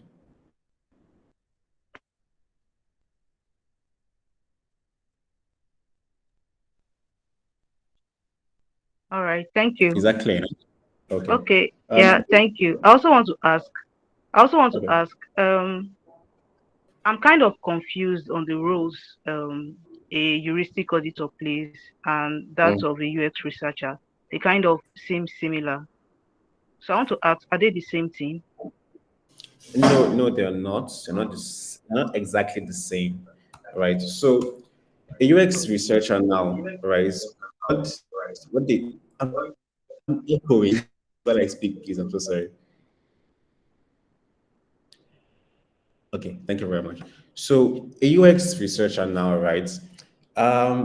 Their job comes before, during, and after the product is worked on or designed, right? So, for example, now I need a UX researcher to market research, right? To an extent, I need them to do, should I say, basically tell me the problems and the pain points of the potential users, the target audience questions, all the research that needs to be done, right, that will support the design team to carry out the design itself, right, is done by the UX researcher, right? And then while they are doing the designs, right, the UX researcher is still there, right, to validate these things, that these design decisions that they are making now, right? So while they are doing the designs, right, the researcher is still there to validate, okay, this makes sense, this doesn't make sense, let's remove this, right? And then afterwards, right, still there, right, now say, okay, let's test it. They have tested it, okay, this is the figure, this is the feedback we're getting from the test and everything else, right? So they are not heuristics evaluators, although they can do it, right? Now, the evaluators and auditors are more light from this, right? So they are down. So they are doing heuristics, accessibility, and audits majorly. Does that make sense? Yes. All right. Thank you. Okay. You're Okay. welcome. So can we say can you carry out a heuristic evaluation on a new product? Yeah, of course. Of course. You can. Okay. Okay. All right. So let me come. Rachel, is that whoever that spoke now? Are you sure that's your question? Are you asking if you can carry out a heuristic audit on a product that have not been built or an already existing product but new? On a new product, like a newly designed product. Okay. I think he answered. The answer is yes. And All right. Thank you. let me just chip in, right? So, first of all, right, how do I say this? The market, right, is really dynamic, right? You can design something today, and the next month, something else probably is solving your problem, your solution, or the problem better, right? So it can be really, really dynamic.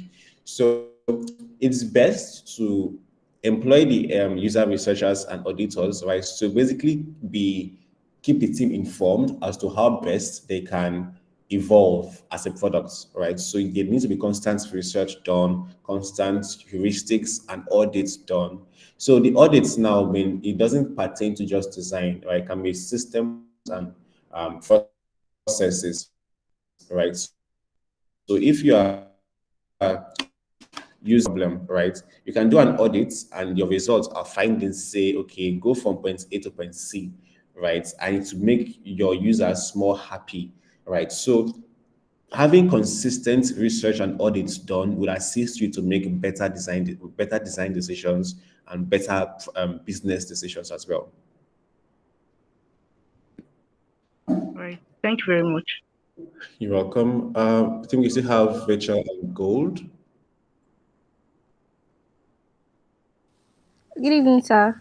Good Okay, evening. so my question is, for example, I'm approached by a fintech company, like a startup, to build a product that is relating to, let's say, saving money, and let's say, I have piggy vest, I have rice vest in mind, and probably calorie wise, to do a competitive analysis. So now I get the data from similar web, and I do this. I'm like, how does the data I get from SimilarWeb help me in the heuristic study? Because I know that these are just numbers and like they are data, but then the part where it links to the heuristic study is where I don't understand, because the an app might be doing well on that similar web, and when we check it, there might be some errors, and an app that is not even doing so well might also be doing better, like in real time. So I don't know how the data supports the heuristic study, so that I'll be able to pick from there and then help in building a better fintech application. Okay, so you need to know, right, what data you're looking for first, right? So if you noticed, while I was going to similar web, there's some key things I was looking out for, right? One of them is drop-offs, right? The other one is demography of users, right? The other one is number of users and then page visits, right? So you need to know what you are going in for, what the data you're looking at will help you do, all right? For example, demography of users that is usually being stated in the similar web, it allows me to know that, okay, people using the app are minors, 18 and below, right? So allow me to know that people using the application are the aged class, they are 65 and above, right? So it also tells me that, okay, people using the products now, they are 40 years and around that particular age bracket, right? So the first thing first, you need to know what data you are looking for, right? You're looking to know the demography of users, where they are located, if they are male or female, if their age is within Gen Z and below or millennials, right? We will know that, right? So that's one thing. Now, the other thing is now drop-off rates. So if we are saying, okay, the app can be doing really, really well on ground, right? But can it do better? If it can do better, if it can do better if it is having less drop-offs, right? Or it's a design issue, right? So the thing is, now we know that, okay, design is doing well on ground, right? So it's only people that are using the application, we know that it's doing well on ground. Now, people overseas, people that you are trying to sell to, come on the landing page and they just go back because they don't know the actual product itself yet. But the landing page is not selling it well enough. Hence, they will not download and be a design issue. First thing first, you need to know what data you're looking for. If you're looking for drop-offs, if you're looking for demography of users, looking at number of users, you get to find out, right? So first of all, know what data you need. Then the next thing now is to now compare and contrast. Okay, it's doing well on ground on paper. Now, why are we having drop-offs, right? Is it that the design is not appealing enough, or is not usable enough, or is not convertible enough, right? Then if we know those things, we cannot know how best to proceed, right? If it's doing well all around, it's fine. But if it's doing well on one part and the other part is not doing so well, it's a cause for concern. If it's not doing badly all around, cause for concern as well. So the first thing, know what you're looking for, then compare and contrast to now know what is doing well and how to plug it or make it better. Thank you very much, sir. I understand. Okay. Who's next? Rachel? Yeah, good evening. Good evening.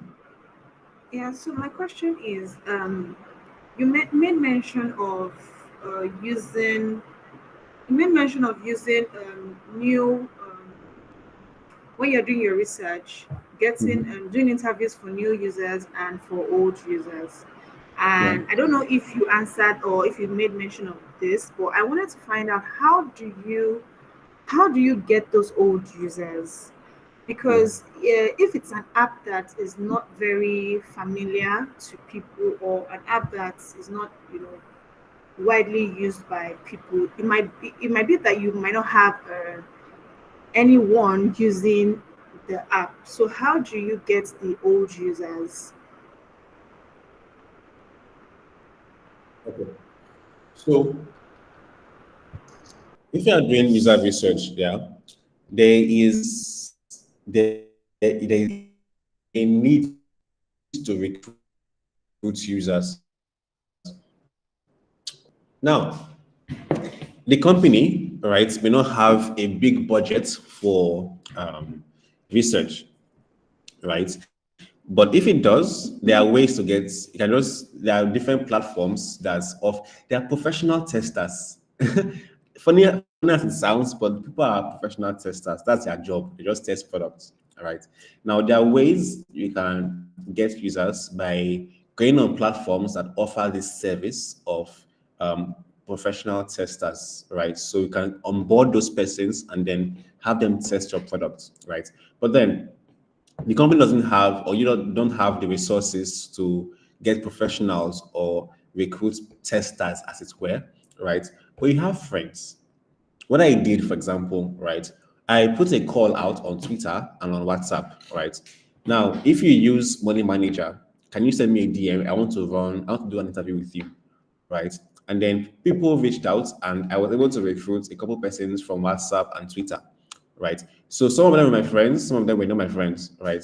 But the idea is I recruited from my immediate um, community, right? But if you don't have that leeway, you can try to get platforms that offer these services, right? And it will be, I think, if it's not going to be restricted to your immediate surrounding like mine was. You can have people from all over the country or continents or even the world, right? Test and research, do the research with you, right? To give you a more broad perspective, right? Is that clear? Yes, it is. Thank you. Okay. Okay, I think I have 3 questions from YouTube. Great. So the first one is from Blessing Amakiri. He said, "Sir, concerning interviews, what is the best way to structure questions? Is it yes or no or open-ended question?" So I don't know if you want to answer that first or I should read all 3 questions. And let me answer first. Okay. Okay, so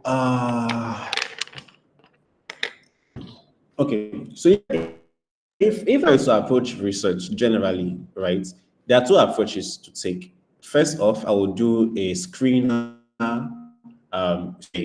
right. What I would do is to basically introduce the product to the people that I would potentially want to interview, right. Those ones that will have like close-ended kind of questions, yes and no, this number, basically, yes, those kind of questions, right. So short survey out, so they will answer the close-ended questions. So the question that I will be asking now will be such that they will not be needed to basically give too much detail, because one, people may not be all that inclined to give you too much detail. Want to feel right. So asking close-ended short questions in that scenario is best, right? But have people you want to now interview, right? You can now call them in and ask depth questions. Do not stop with yes and no. Tell me how you feel. How was your experience like? What did you go through? Basically, the things that you want them to spill. Like, give me the details. I'm your GIST partner for today. Tell me about it. You get, so those are the kind of questions that you ask for interviews. But if you want to screen your participants, you can now ask screen questions, which be yes, no, right? So that's basically 2 approaches. On unadulterated feedback, you'd need to ask questions that will allow them to speak at length, and you'd record, take notes, and then if you want to, you can just go back on what you have taken notes on, right? But I would not advise you to ask yes and no questions in interviews, right? You can ask them, but you now ask them to go a step further to give you more details. Okay, thank you for that. The second question is from Jenny Soft. He said, please, are all UI/UX designers also heuristic auditors? Is heuristic audit part of journey map for UI/UX designer, or are heuristic auditors another aspect of UI design? Thanks. Okay, thank you for that. So it's all, how do I say this? So all UX designers, right, are heuristics auditors, right? But not all heuristics auditors are UX designers. Does that make sense? Let me rephrase. Okay, so what I'm trying to say is, when you are learning design, right, some things that you would want to know, right, are one, heuristics, accessibility, the what else again? Basically, those things, right? So you don't brush them off. There are the things that you need to know, like the back of your hand, right? So you need to know how to, excuse me, how to evaluate products, right? You need to know accessibility standards. You need to know heuristics laws, the UX laws, right? So these are the things that you need to know as a designer, right? But you now you don't you going a step further, right, or going a step backwards to now specialize, you will now say, okay, I don't want to do, I don't want to push pixels anymore. I don't want to focus on heuristics, evaluation, and audits. And that's okay. So the thing is, as a UX designer, you will need to know things like this: heuristics, accessibility, auditing, and all else around that subject. I don't know if that's clear. I think he's on YouTube. He should probably, if he has any question, he can still drop it. The third one is from Justice Obonna. He said, as a heuristic auditor, does your job include pinpointing technical issues like internet connection, lagging websites, and the likes that may affect the accessibility of the product? Very good question. Very, very good question. Because as some persons may say, okay, it's not a design issue, so we should not focus on it, right? But overall, it will focus, it should affect the experience of the product. Say, for example, I'm trying to load a page and is I use Glow, right? It's giving me 2 minutes load time. I use Airtel, it's giving me 4 minutes load time. Basically, no matter the network I use, it's still loading slowly, right? So when I'm testing, right, I will still note that okay, it's slow, right? Is the load time is too long, right? I will still note that okay, so these technical issues that can be fixed, I will note them down because we don't only focus on the ASICs or the user experience that pertains to pixels, right? To focus on everything because the users are using everything, engineering technicalities and design technicalities, right? So we'll basically note down every single thing, right? From technicals to pixel-based issues.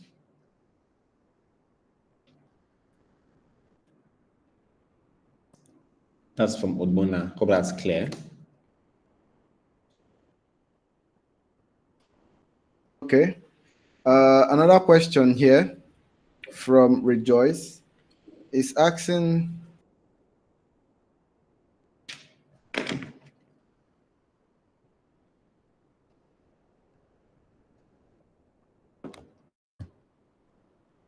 You are currently on mute. I can't hear you. okay, sorry about that. So this question is from Rachel. She's asking, in conducting heuristics evaluation, how do you do severity ratings? Since one of the cons of heuristic evaluation doesn't prioritize severity. Okay. I think you now need to talk about priorities, right? So first of all, we are evaluating businesses, right? And business wants to make money.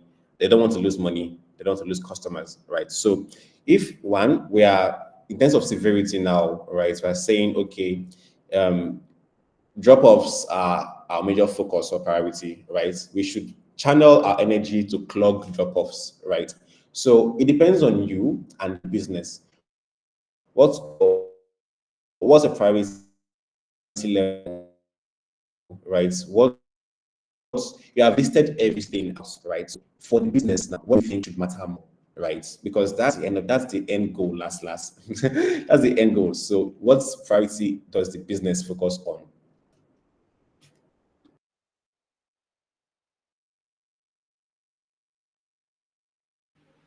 Okay. Thank you. So, is there anyone who has question? It's important you ask question if you have any, so that it can be answered.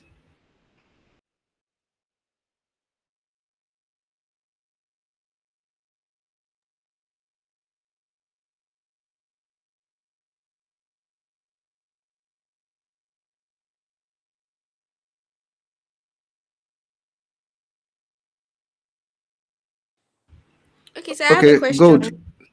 Yes, Okay, sir. go ahead. So after conducting a heuristic study, how, because when I went through the article on Medium, I saw that you were able to profile solutions.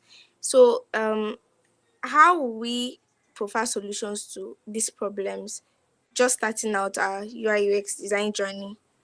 Like, is there a guideline, or although we have guidelines to follow, which is the heuristics guidelines and the 10 guidelines and all. But then, apart from that, is there a way we can make better UX decisions when it comes to this after conducting heuristic studies? What I would say is practice, right? The more you know what should be, the more you know what should not be, right? So you know that, okay, these are the laws and standards that are set, right? So if you see, the more you see the laws being adhered to, and then the laws not being adhered to, you know what to do, right? So what I would say is consume materials on heuristics evaluation so you can a better understanding of your experience, right? After you have consumed, now really evaluate, audit, right? Critique products, right? So during the start of the year, I think what I was doing for the first part of the year was auditing, critiquing different websites, landing pages, and applications, right? So what you can still do is do that. Read articles, read books, read, consume YouTube videos, and then state in do the work, audit, critique. Yeah. Thank you, sir.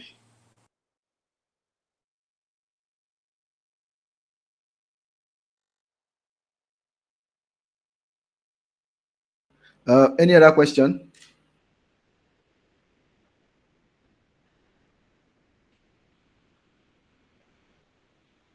Okay, I have a question. Okay, go ahead, John. Okay, in the manual, there was a part of the manual that said during heuristic evaluation that some of the laws can be broken if the effect is towards, I think, a particular to achieve a particular goal. So I want to ask, what are those kind of goals that will break the law, that is efficient enough to break the laws? I don't know if you get my questions. I think I do, right? But it's quite risky. So the thing is, I think it was, I don't know what's the question, right? It's about priority. So to an extent, right? First of all, what I would say is they should all be treated with equal priority. Of course, some are higher than the others, right? But we should look at them with a similar eye, right? Because they equally affect the business, right? But then not they don't have the same magnitude. For example, let's say we're looking at Rise Vest, right? And we're seeing that the design of the landing page, for example, has an element of small text, right? That to an extent has low contrast, so we can't really see it well, right? But overall, it converts, right? Landing page converts users. Adding the big text could, one, disrupt the design direction, right? And then maybe not have much of an effect like we thought it would be or it would have, right? But overall, it converts users. So in that case, I would say, okay, just go with it. It's not the best, but it is a mass like in this regard. So the law of, let's say, contrast now is being to an extent ignored because overall the entire application or product converts users. So in that case, right, it depends on the designers, the team, and the business, right? If they are willing to forego a law to promote the business and make more money, they can do that, right? But then if they are not, of course, you can always redesign and audit and make sure it's meeting the standards, right? But to an extent, it's what's good for the business that is always priority, right? So if okay, like I said, it's risky, right? Some persons now may want to rely on dark UX, right, to promotes or to encourage some user action, right? That may not be the best because it's like, how do I say it? Let me just leave it at that, right? It depends on what the business needs, right? And it depends on what they're willing to forego, right? Okay, sir. Thank you. I get your point, sir. Okay, there is another thing you said. You said heuristic evaluator are most time not UI UX. Am I right, sir? Mhm. You said it earlier that not all heuristic evaluator are usually UI UX. So I want to ask, if they are not UI UX, how do we trust their judgment? Like, how do we trust their evaluation? Should it be that they will have a knowledge about design generally, or because, or what should I just say, what does it take to become an heuristic evaluator? Let me just say that. So before I answer that question, right?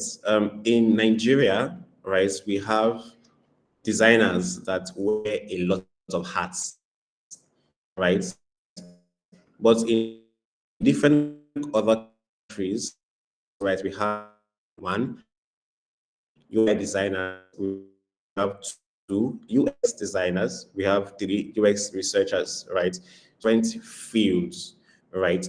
So, but in our country here, we wear all the hats because we want to make more money, right? And because companies want to save more money, so they hire a person that can do everything, right? So you can niche down, right?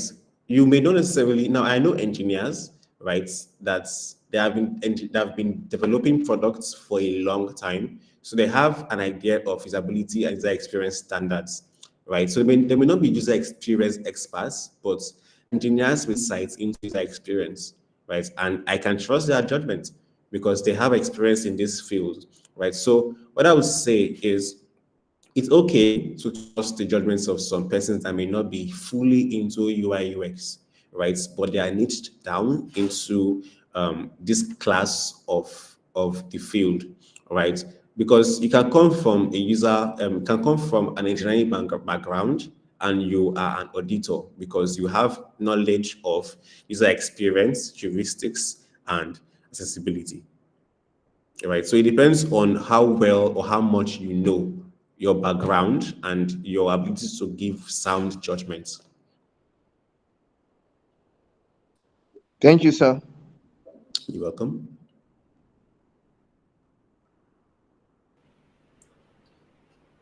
Any other question, or are we very clear with what we've done so far today? Any other question?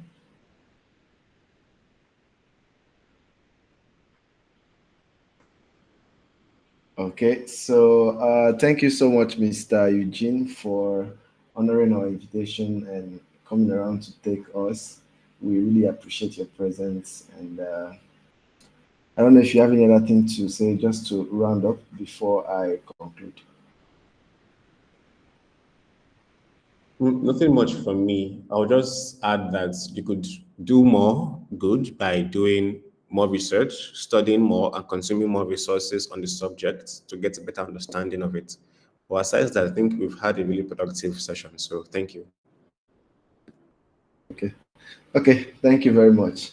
So guys, so apologies again for the network. We wanted to actually do more hands-on, but I think we had a little challenge with the network. But the article have been posted. He pinned the article in the comment section, and I've also reposted the article link on YouTube. So what you can do this night is to go ahead and click on that article and basically go through it. The good thing about that article is that you are going to see some of the questions. You know, sometimes you get questions like, okay, how should I frame my questions? But on that article, you're actually going to see how he framed his questions, and you can actually learn from it. And in summary, I would just like to say the heuristic audit, like I keep telling you guys, it's not that difficult. Like the question, I think Gold asked the question that when you get all these data, what exactly, how does these data help you? Okay. So one thing, as like I told you guys, in the real world, one of the jobs you are going to get a lot will basically be from people who will tell you they want exactly what Mr. A has. And one of the ways you can differentiate your own design is to perform a competitive analysis with those products and also carry out a heuristic research to identify usability bottlenecks. Okay, so let's assume an e-commerce store discovers that they are not actually making sales despite spending so much money on adverts, when you come to a website like SimilarWeb, it should be able to tell you, okay, people are actually visiting this website, or people are not visiting that website. So when you have the information that, okay, there's actually traffic on this website, right? There are other tools we are going to take a look at, one of them being Hotjar. So we use Hotjar at Designgate. So once you visit the Designgate website, Hotjar starts tracking your activities. Okay, so we are also going to take a look at Hotjar because this thing most of the time is observations.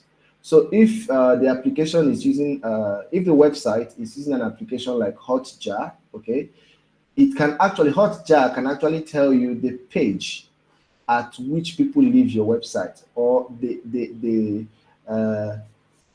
point at which people leave your website using the page tracking or heat map. Okay, so you can literally, by basically observing, know that, oh, these people actually drop off at this particular point. So you can now go back to that page and check exactly what is making people drop off. Is it some kind of dark US practice? Maybe they saw on the banner they clicked on, they saw 50% off, and then when they entered inside and they now discover that it's 50% off for purchases higher than 100,000. Meanwhile, they want to purchase something of 10,000. So they will now be like, these people are not telling the truth, so they leave. So you, as you carrying out the heuristic audit, from there you notice that, and by fixing that particular problem, you might experience, conversion rates going forward, right? So there are still some tools we'll take a look at, right, for carrying out this heuristic audits that can help us. But aside that, it's also about intuition, right? Just like he's mentioned, you have to read a lot. Like I keep telling you guys, UI is all about, getting your hands dirty with a design tool and also reading some design tips here and there, materials. But UX is extremely informational. The amount of information you know, right, will help you a lot. Like if you get used to the basic. So when we keep saying heuristics, it's big English, but it's nothing much. Heuristic simply means give or take. Okay, so it's not one big word. When you say heuristic audits, it looks like you are doing one serious thing. It's just give or take. And we have some of these popular benchmarks that you can use when trying to conduct one. One of them being this Nelson Norman 10 usability rules, right? There are other ones you can use, but these are the most, this is the most used ones, that a lot of people use. So yes, we'll be taking a look at it more. And like I said, I will advise you to make sure you go through those documents and those workbook you downloaded from the website. You can use it, try going to a website and try see if you can actually notice any problem or any issues while using the website or the app. That is the only way you can learn. And by the time you notice any issue, you can write it down, okay? You write it down. And if possible, you can go ahead and provide a solution. Just like today, I got a client I was to design a website for, and he suggested I use a hosting platform called Hostinga. I use that platform as well, but I've never used it directly from a client recommendation.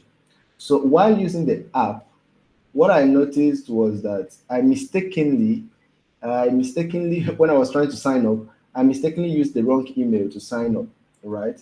So I decided to chat the customer service to tell them, okay, so I actually have a Hostinga account, but while trying to make this purchase, I mistakenly registered with another email.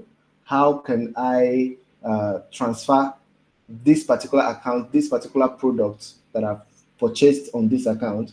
How can I transfer it to my other Hostinga account, right? Turns out they didn't have that feature. So what he suggested was for me to go ahead and close the other account, right, that I intend to use, that I should close it down, then come to this account that I mistakenly opened and switch the emails, right? So I eventually did that, but it was stressful.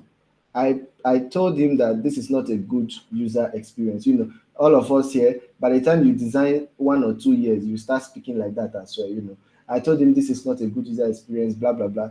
Before you know what was happening, in my own big head, I used that tool I showed you guys. I used HTML to design, to basically screen capture the dashboard, and I will share the design with you guys. So I took a screenshot of the design, imported it to Figma, and added a new feature that basically says, I've forgotten the word I used there. And when I sent it to the guy, he was like that he's so happy that he's going to forward this to the design team, blah blah blah, because he is more on the technical side, right? So these are just some of the things you do. So what I basically did, why was I able to automatically get a solution? Is because I've used a lot of platforms. For instance, I use Namecheap, and Namecheap has such feature. Now, like I told you guys, if as a designer in Hostinger, if I come up with such solution, they are going to praise me. They are going to say, "Ah, this guy done bad. See solutions. He just drop solutions here and there." But where did I actually get that kind of information from? It's because I've used Namecheap and I've seen they've done something like that. That was why it was very fast for me to come up with solution. So just like Mr. Eugene said, you have to read up on a lot, okay? But don't go and kill yourself with reading. We are going to make sure I provide some specific materials for us to go through to be able to understand some of these things. But just understand, at the core of this is common sense. You look at things, you observe things, and you make common adjustment. Just like what we've been doing in the group. Once you send in your design, there are some basic things I told you guys I'm looking at, not necessarily fine design, right? For those first set of reviews you guys were getting, I clearly told you guys that I set a standard. And those standards, I was basically looking at your alignment, right? Your alignment, your spacing, and I wasn't even looking much on colors, but basically your alignment, your spacing, right?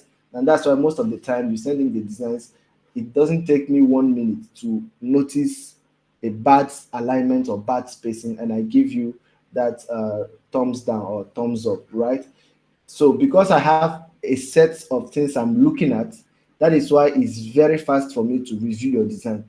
But when you don't have a set of things you've written down that you want to compare or you want to use as a standard to basically carry out your heuristics, then you begin to look at a lot of things, and at the end of the day, you get confused. So I hope we've learned 1 or 2 things. Tomorrow, we are still going to have a revision on this. But remember, you have the assessment tomorrow as well. So I would like to all go down so you can prepare towards your assessments. And tomorrow we are going to come back and do a little bit more on heuristic. And on your own, from now going forward, you should be able to, look at your design and criticize it first. Okay? Criticize it, look at the alignment and things like that, and make sure it's working. Okay? I don't know. So I think if you have any other question, you can ask that tomorrow, because we need to let Mr. Eugene go. He has actually tried for us 2 hours. It's not easy, despite the network difficulties. So thank you very much once again, Mr. Eugene. And for everyone who attended, I want to thank you and also congratulate you, because I'm very sure and confident that by the end of this bootcamp, you would have gained a lot of skills, okay? Practical skills that recruiters are looking for, not just to wow yourself, but also wow potential prospects out there, okay? So good night, everyone. Thank you, Mr. EU. Hopefully we get to have you again in our future session. So thank you very much. Thank you, sir. Have a good night. Okay. Have a good night.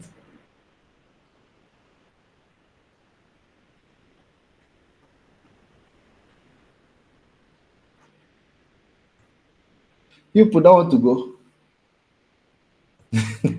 Boss, thank you, thank you. Yeah, so apologies that we didn't do this the way I had planned the class. We're supposed to do practical, like this report he sent in, we're actually supposed to do it together, but I think his network was not helping out, so he had to send in. So let's try and go and read that report and see exactly what he saw. Okay, apologies, but we'll definitely do practical. So tomorrow I will also explain some things better. I know some of you didn't hear some of the answers, but you said I agree, I understand. Tomorrow we'll take a look at it more. Like I said, this is actually a practical stuff, it's not theory. So you should be able to conduct a heuristic research, right? Look at processes, look at UI screens, look at user flows, and be able to say, okay, this is where the problem is based on the data you have. Okay, so if we didn't get anything to that with, at least you've gotten SimilarWeb. So what I'll advise you to do is to go there, create an account on SimilarWeb. We will still be dropping some of these websites. Remember, we've not even gone to the web drawing of wireframe parts and the rest of them. But I hope you go through those materials on the platform. They are very, very, very helpful. Okay. So everyone, good night. So I'm about to end the meeting. For those of us watching on YouTube, for those of us watching on YouTube, thanks so night, much sir. for joining. Good Okay, night, sir. Good night, sir. good night, Mr. John. Sir, why were you laughing? Why were you laughing when you were calling my name on YouTube? Because I was expecting you here, then I saw you on YouTube. I was like, Okay, "Kai, I didn't see the link on time. well done." Thank you Okay, so good much. night, guys. You're welcome.